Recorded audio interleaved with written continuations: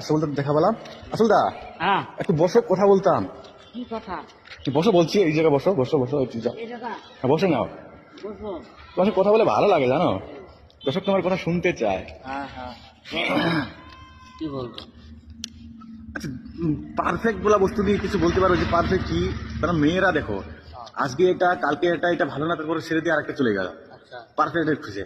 তারপর আবার দেখছি ওটা ভালো না, হ্যাঁ, ওদের ভাবনা এটা আর কি, মেয়েদের ভাবনা যে ওটাও ভালো না, ওটা ছেড়ে আবার আরেকটা নতুন পারফেক্ট খুঁজতে গেল।